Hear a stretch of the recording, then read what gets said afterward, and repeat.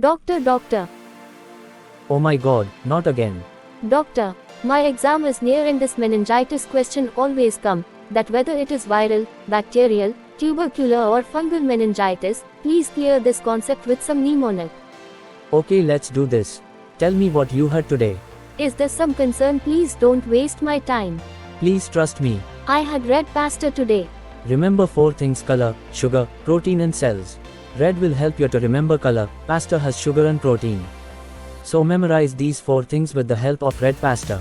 Okay, so color, sugar, protein and cell of BTVF. Exactly. Now what is these 4 things?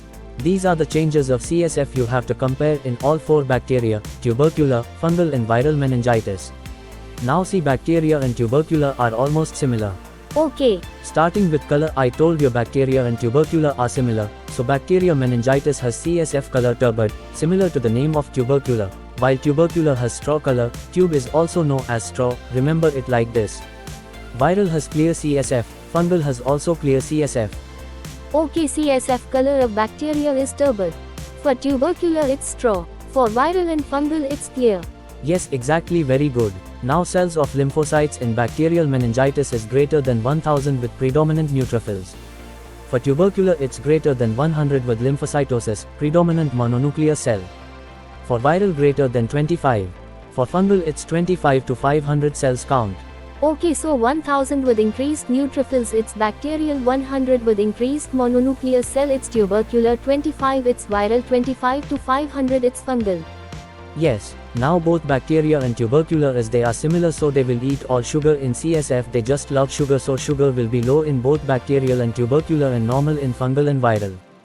Decreased, normal. Yes, and protein is elevated in all 4 almost. That's it, doctor. Enough. Yes, let's do some questions. I am smart, I will make all correct. We will get to know in few minutes. Child presents with fever for last 15 days with neck rigidity. Lumbar puncture was done and shows 75% mononuclear cells with CSF sugar 50 mg, normal blood sugar 100 mg per deciliter, and protein is 3000 mg per deciliter. CXR of patient shows upper lobe involvement with hilar lymph node enlargement. Diagnosis is sugar is 50, which is lower than normal, so either it can be bacteria or tubercular meningitis. Protein is elevated in both, but 75% cell is mononuclear cell, which is for tubercular meningitis, is you're told greater than 100 lymphocytes with predominantly mononuclear cells is for tubercular.